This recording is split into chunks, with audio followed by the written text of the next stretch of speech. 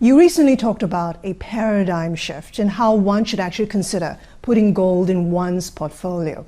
Why do you think gold is now a good bet? Do you think a downturn is inevitable? Well, first of all, I think every portfolio should have the right amount of diversification in it.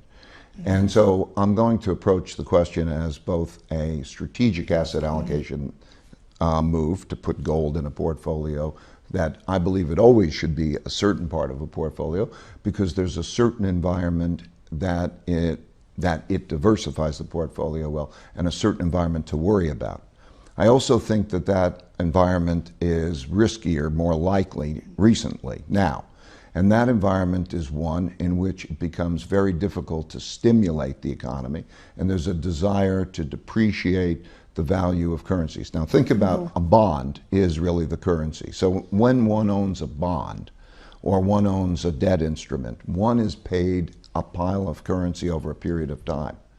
When there are a lot of obligations like that, a lot of debt, or even unfunded obligations like pension obligations or healthcare obligations that the world has, a lot of obligations, and there's not an effective monetary policy to lower interest rates and stimulate, as we're talking about, there needs to be the printing of money, the running larger deficits. We're going to come into an environment, I think, in which there are going to be larger deficits that are increasingly monetized.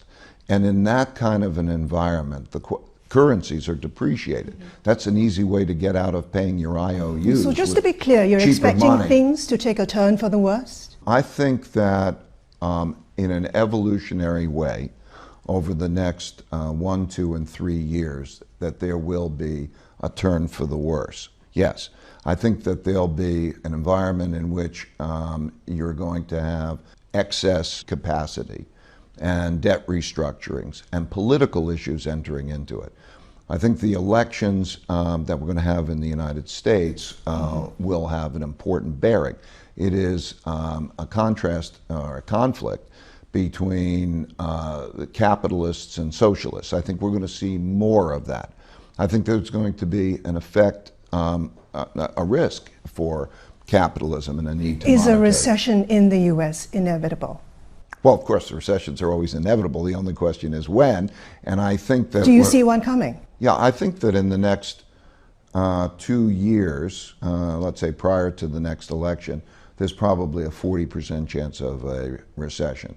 And I think that you're seeing this around the world. We're in Singapore. I think you could see that there's borderline a limited amount of growth. You could see it through Asia. You could see it in Europe, and you could see it in the United States